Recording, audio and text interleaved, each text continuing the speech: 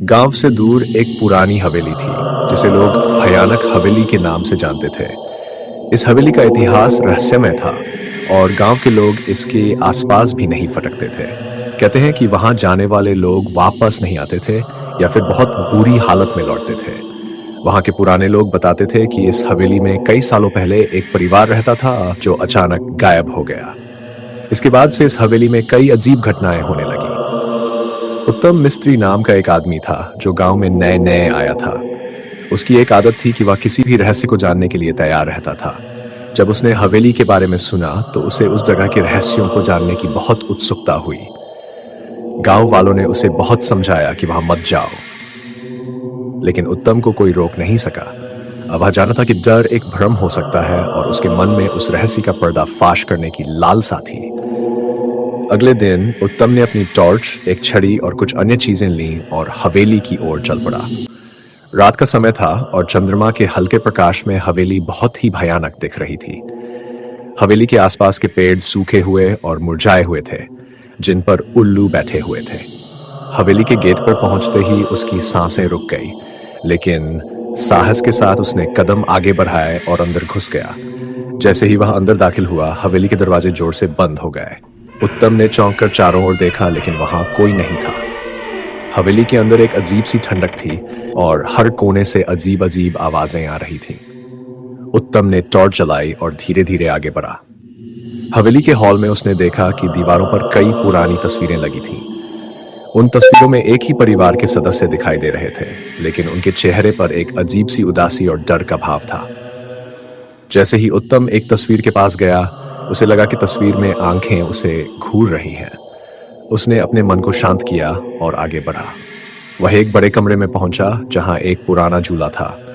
जैसे ही उसने कमरे में कदम रखा, झूला अपने आप हिलने लगा। उत्तम का दिल जोर से धड़कने लगा, लेकिन उसने सोचा कि यह हवा का असर हो सकता है। तभी उसे किसी के रोने की आवाज सुनाई दी। वह आवाज सुनकर उत्तम सहम गया।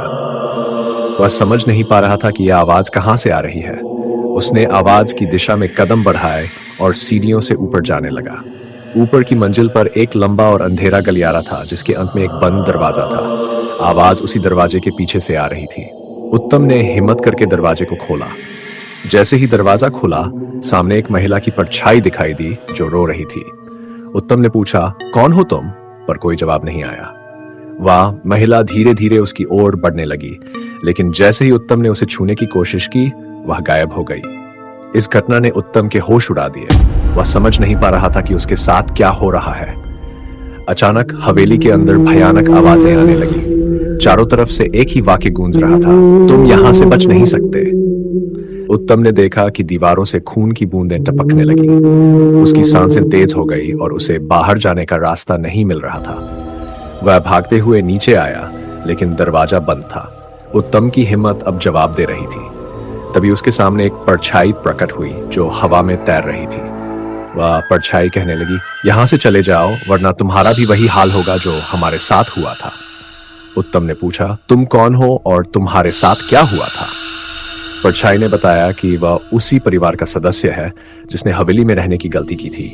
उस पर एक अभिशाप था और उस अभिशाप के कारण पूरा परिवार भयानक मौत का शिकार हो गया था। वे सभी आत्माएं हवेली में कैद हो गई और अब किसी को भी यहां आने नहीं देती। जो भी हवेली के अंदर आता है उसे इस अभिशाप का सामना करना पड़ता है। उत्तम ने उस परछाई से पूछा कि वह इस अभिशाप से कैसे बच सकता है।